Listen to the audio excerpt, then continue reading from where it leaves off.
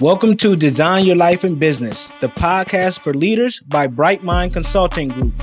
We give you the necessary tools to help you become the architect of not just your business, but your life too. I'm your host, Jevon Wooden. Hey, Delita, how are you? I'm wonderful. How are you? I'm doing well. It's a pleasure to have you on Design Your Life in Business, the podcast for leaders. Audience, I just want you to know that this is a very special episode, and I probably say that a lot, but I really mean it. The person we're speaking to today, I came across her art through actually Cedric, who's her husband, who we're in the same doctoral program, and I was in awe. I'm telling you, you will see some. We'll post some on the site. We'll post some links to it, but you get a treat. You're going to talk to someone who really eats, sleeps, and breathes artfully living, and she's going to tell you a little bit more about what that means. So, Delita, without me talking too much more, go ahead and tell us who you are. Well, thank you so much for having me. I'm really excited to be here today and tell you a little bit more about myself and the things that I do in the studio. So, my name is Delita Martin. I am a mixed media printmaking artist.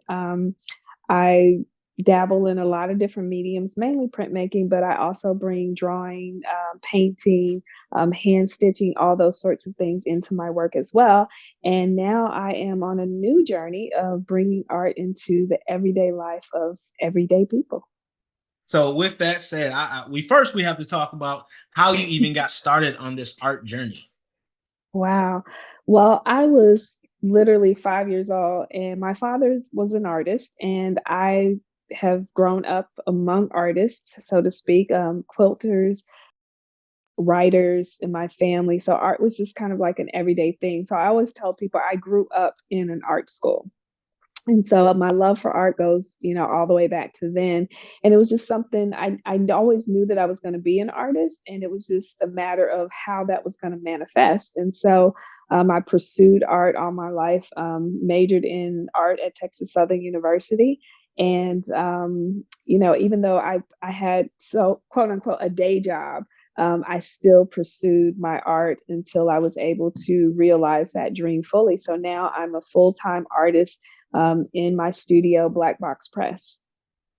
That is, yeah, and we know, like, there's a term, starving artists, right? Yes, but, indeed, but you were indeed. able to kind of make this, like you said, you're a full-time artist. How did you not just survive in this art space, but you're actually thriving?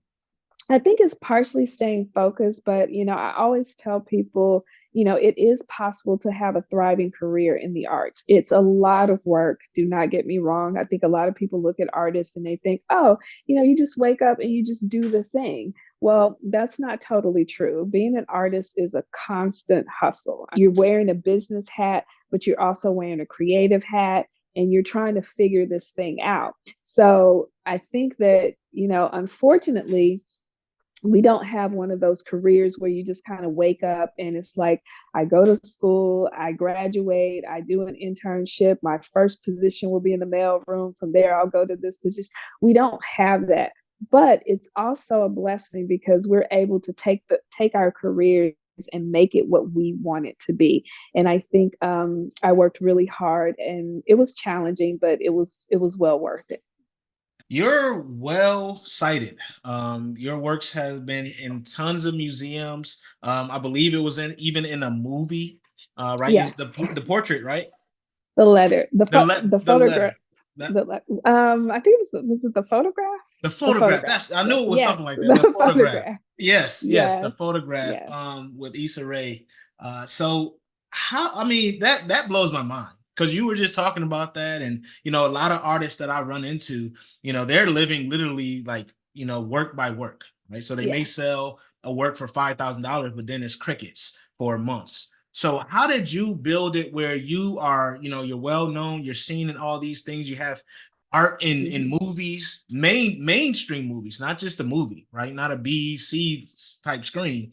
How Yeah. did you do that? So again, I'm in the studio every day. My day starts between 5:30 and 6 a.m. And I always, I taught for a while at the University of Arkansas in Little Rock. And I used to always tell my students, if you stay ready, you don't have to get ready.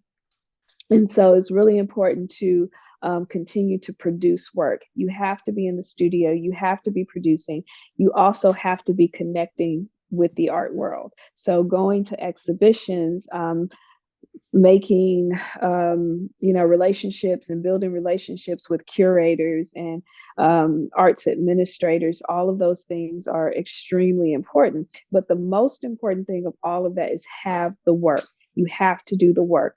They don't want to know what you can do, they want to see what you have done and what you are doing. So that's very important, to stay in the studio and continue to work. And you have a very distinct style. How did you find that? Wow. So it's a style that has evolved since I was, a young kid. I had my first critique by Dr. John T. Biggers, who actually founded the art department at Texas Southern University. My father studied under him, and he introduced me to him at a very young age. And one of the things that really stood out to me during that meeting with him, other than being this 12-year-old kid who is, seeing, this art star and wondering, oh my gosh, who can I tell that would really understand how important this moment is? But he told me, he's like, young lady, do not ever miss an opportunity to uplift your people in your work. And that has stuck with me forever. I mean, when I walk into my studio doors, that is clearly what's on my mind, is how do I elevate and uplift my community through my work? And in doing so, my style has developed, and evolved over time. I fell in love with drawing. That was my first love. And from there, I moved on to printmaking. So it's about the exploration of medium in ways to express yourself. And so I never want to be the artist who has this monolithic practice. I want to be able to evolve and move into all different spaces, all different creative spaces. I mean, to be honest, I walked into your studio and I was in awe. I said that earlier. I mean, I had never seen art like that. And just to be able to be amongst it and get to see some of your process, it's I mean, it for me, it just made me feel in a way that I hadn't felt just looking at art, because I'm a person that appreciates Appreciate it, but that. I don't really know what the heck I'm looking at, right? So, but yours, I but just but you engaging with the work as an artist, I always feel like it's my responsibility to put the conversation out there. And when someone can walk up to the work and it resonates with them in some sort of way, the conversation has started and my job is done. yes, well, you do your job very well. And you have this concept, which I hadn't heard before, the Veilscape. Can Yes. you tell us a little bit more about that concept of the Veilscape? Yes, yes. I grew up with my grandmother. Everyone in my household was creative, but there was always a spiritual aspect to that. So not only in my home, being with my grandmother, who was a very spiritual individual who taught us how to read dreams, how to connect with the spiritual side of who we were, moving on to undergraduate school, I, studied art was very much the same way. I was taught that, you have to have a personal and spiritual connection to your work. And from there, the technical will follow. You will become technical proficient once that connection has been made. And so, again, following that path, I started to look at my work, and I realized that my responsibility as an artist is to make the unseen seen and the intangible tangible. And so when I looked at my work, I realized that I was talking about, at its very core, identity, but the spiritual identity of women of color, and particularly Black women, and how we become our spiritual other. And so I asked the question, how can I show this to the viewer? And it became texture, it became color, it became pattern, and all those things to me mimic life. There are areas when the work marries together very beautifully, and there are other areas where you see this visual tension that happens. And that's very much like what happens. And so that was a way of me being able to show the spiritual identity, how the spiritual space, and that's exactly what the Veilscape is. It's Mhm. that space between the waking world and the spirit world in which we exist at all times. And that's it's beautifully said, by the way. And that just Mhm. for some reason it reminds me of W.E.B. Du Bois talking about the souls of Black folks. You mentioned about the Yes, women, and the reason why is because he talks about how there's like two different cells, maybe even three, depending on who you are, and you kind of have to. We call it code switching these days, right? Where your soul is absolutely. working, right? So it just reminds me of that, and I'm just wondering, like for the listeners, I just have to ask them a question. Have you ever tapped into that Veilscape that Delita is talking about? Because it's really finding your true self when you allow Yes. yourself to discover that space, right? That spiritual space and the waking space. I think that that is very Well, profound to think about. when people ask me about the space, I always liken it to walking into a room and you get this funny feeling, or, you get an emotion that was, for all intents and purposes, unevoked.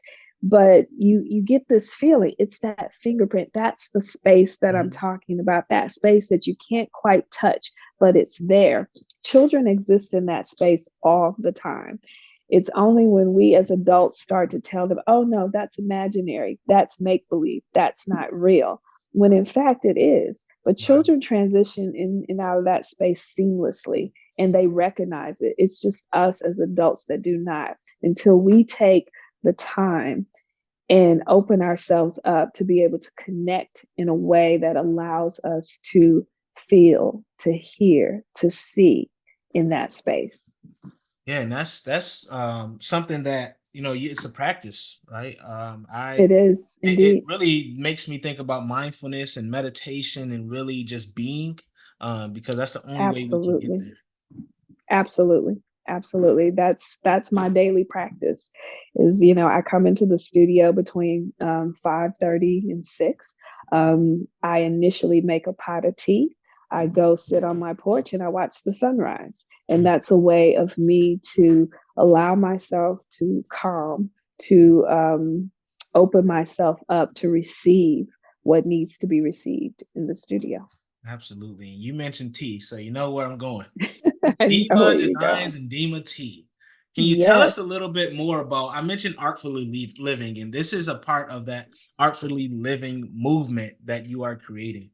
So tell us a little bit Yes. more about how you got into crafting teas. So I love art. I love everything about it. I love every medium there is.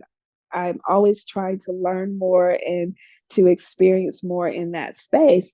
And so with that being said, I became curious as to what can I do and how can I affect the way that we live with art beyond the museum walls, beyond the institutions, beyond the galleries. How can we live with art every single day in work, in play, in home? How do we do that? And so it started off with mugs. I have a mug collection. If anybody follows me on social media, you'll see my hashtag morning mug shots. I know you And have I one was over like, there. I seen you with it before we started. So go ahead and flash that for the YouTubers. That's what I'm talking yes, about. there you go. So this is one of my works. But I wanted people to be able to wake up and experience art and love it and fall in love with it as much as I do. And so because I'm drinking tea, people quite often ask me what I drink, and I'm like, the majority of the time it's tea. And so I was like, what if I had a tea blend? What if I could share with people who love my work, who follow me, and just people who are my friends and family? What if I can share with them my love for tea as well? And so few years working on the project, or gathering information, and the first initial part of it was actually me documenting the experiences in which I wanted to share, because Mhm. each blend of tea is inspired by my art, my encounters of art and other artists, as well as my travels in the art world. And so each tea has what I call a tea story, which talks about how each blend was inspired and thought of. And so I wrote down, I kept journaling about, these places and things that I wanted to share. And then we reached out to a tea sommelier in Florida, and That's something I the didn't even journey know began. existed. A tea sommelier. I, I know it was part of the research. Believe me, I had no idea either. But I figured if all of this tea in the world, there had to be someone Yeah. out there Yeah. who I could talk to. And so we worked with the sommelier on all of the different blends and what was possible. And so I brought to the table these initial flavors and senses that I wanted to bring out in the tea. And from there, we crafted various blends. And let me tell you firsthand, I've had the privilege of drinking two of the blends with, I know y'all have some more coming out, but absolutely they take you somewhere. We talked about that Veilscape. I think I went there when I sipped when I sipped that tea, man.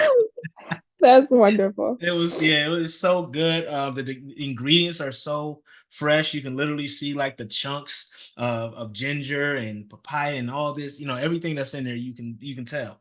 And I think that that is super important when you Yes. talk about, it's not one of them ground up, like those other blends out there, right? Tea dust. Yeah, the dust. It's not the dust. You can literally do it loose leaf, or you can do it in the sachet.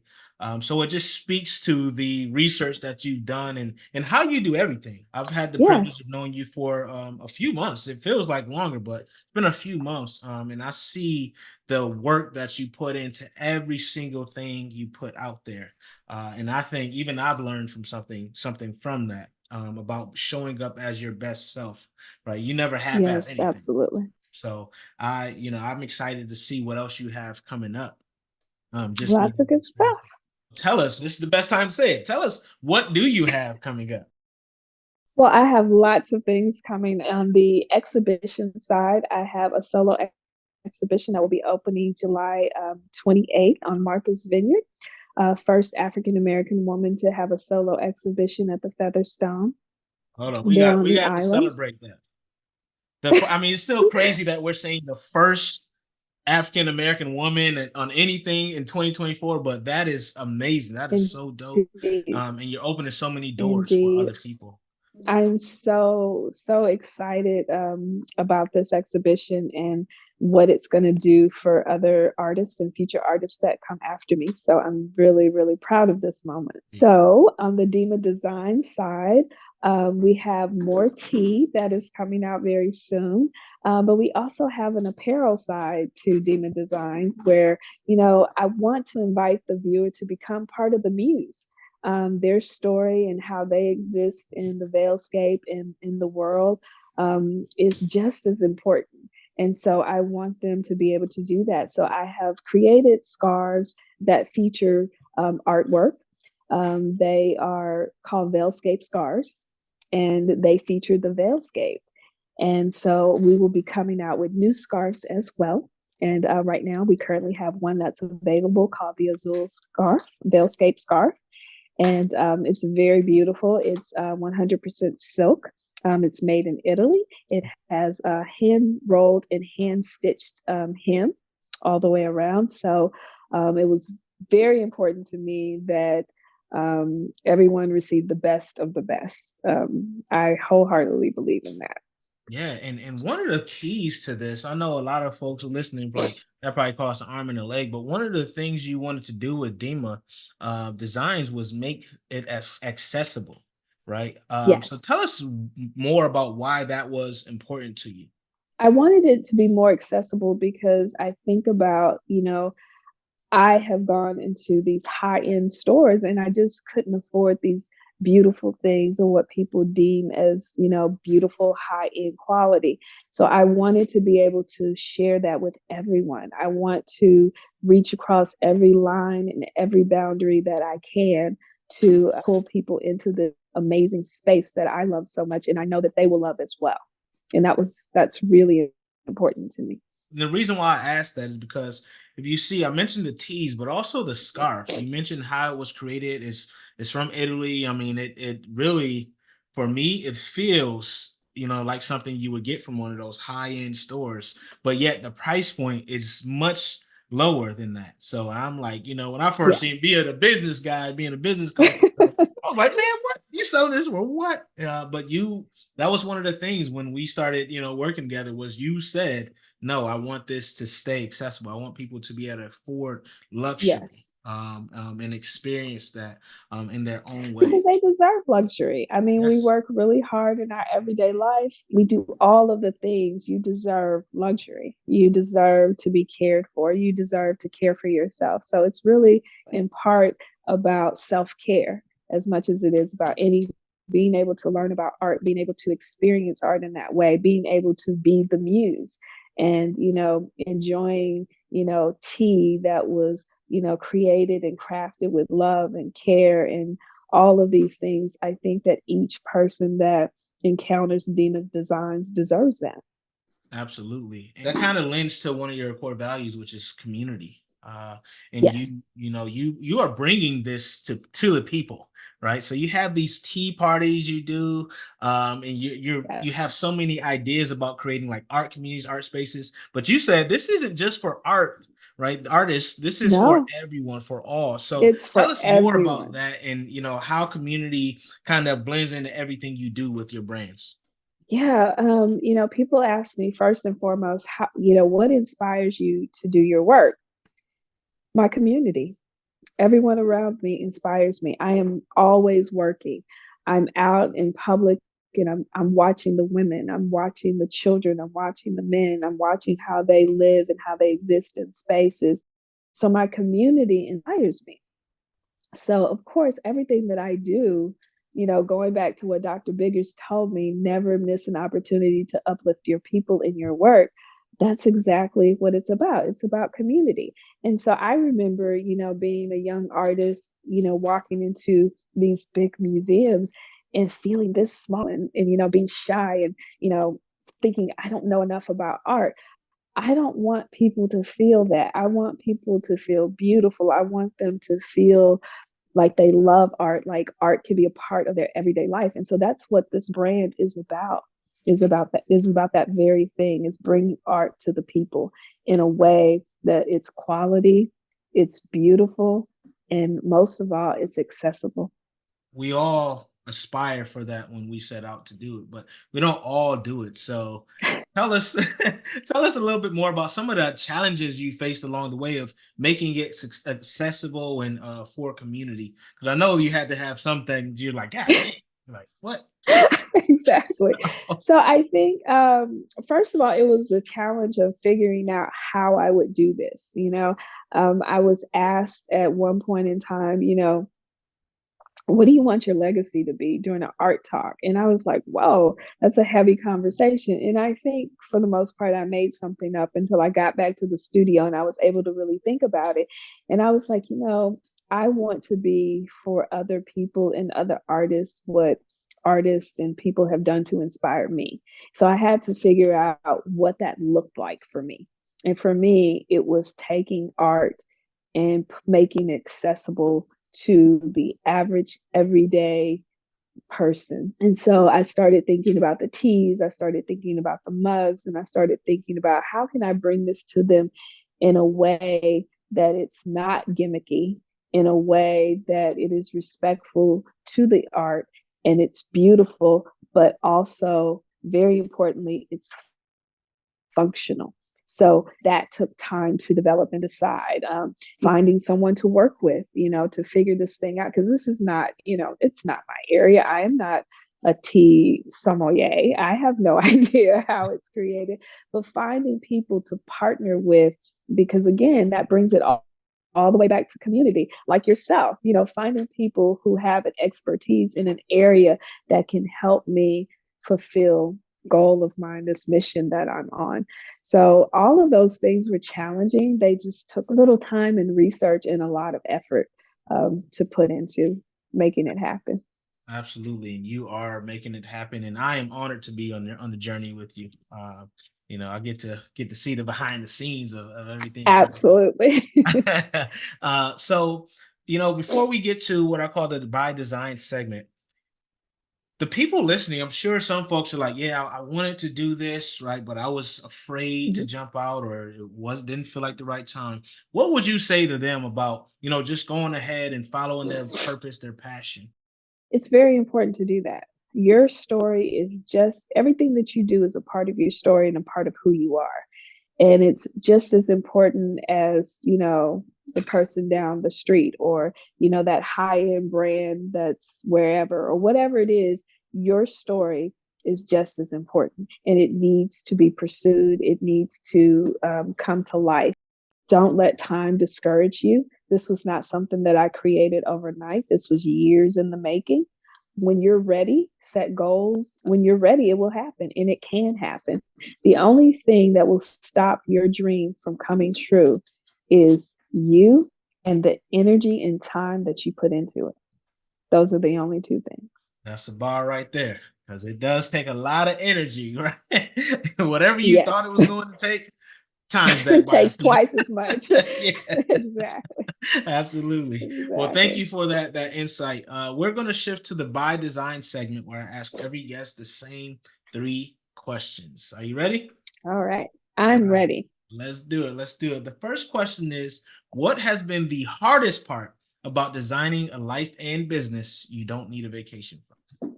Figuring out how to make it work and still be in love with it. Mm, I think it took me about a year. At this point, I was getting up every day at 8 o'clock and I was showing up for someone else's dream. And that was great. That was wonderful. But I had to figure out how to show up for myself. And that was very challenging because, again, there was no set path. There was no instructions on how to do it. So it took me about a year, maybe a year and a half to figure out what that looked like. And I had to change models along the way several times. I had to figure out how to be the creative, but I was a one woman show at the time. I had to right. figure out how to be the creative, how to be the financial person, how to be human resources, how to go out and scout for opportunities. So I had to figure out how to make all of those things work together. And I was the only person doing it. So Mm. that was it. Yeah, that's so real. And that resonates with me so deeply. That's how I feel. Exactly. Man, all right. The second question is, what is the best lesson you've learned along your journey so far? Never give up and always bet on yourself. That's it. Bet on you. That's the best bet you can make. Bet Yourself. on yourself. Absolutely. The third question is, what are three tools or tips you would recommend when designing a life or business? Stay the course. That's number one. Make sure it's something that you want to do, not something that someone else wants to do. You don't need anybody else's approval. You need your approval because once you have your approval, then you're going to conquer the first thing. You're going to stay the course anyway. That's And true. then lastly, I would say put everything you have into it And you have a lot more in you than you think you do. So than you think you when do. it's uncomfortable, You don't and give you up on think that first, 'cause that adversity is nope. that's just seeing I how bad always you tell want it. people go back to the drawing board. I mean, Cedric and I laugh all the time. We've gone on some ventures that didn't quite work out. And Yes, we laugh and we go back to the drawing board and we redo the plan, but we don't absolutely. give up.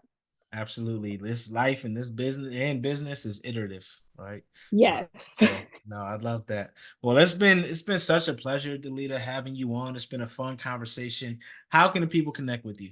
Well, you can reach out to me via social media. I am at Delita Designs on Instagram, Black Box Press Studio also on Instagram, and Facebook. I am Delita Pinchback Martin. Love it. I love it. Oh, and schedule of your events. Is that posted somewhere so everyone can know what's next? It will be soon. Hey, I love it. it I love it. will, We'll make it will sure be soon. when it is that we'll post it on this episode in the show notes. Appreciate you once again. You've dropped a lot of gems. Make sure y'all go back and listen a time or five and share and subscribe, rate and review. Remember to keep ascending, and oh, from Delita's words, bet on yourself. We'll see you soon. Design Your Life in Business, the podcast for leaders, is brought to you by BrightMind Consulting Group. To find out more about BrightMind Consulting Group and how you can become the best leader possible, visit brightmindconsultinggroup.com. Make sure you search for Design Your Life in Business on Apple Podcasts, Spotify, Google Podcasts, or anywhere else podcasts are found. Click subscribe so you don't miss any future episodes. On behalf of the team here at BrightMind Consulting Group, we cannot thank you enough for listening.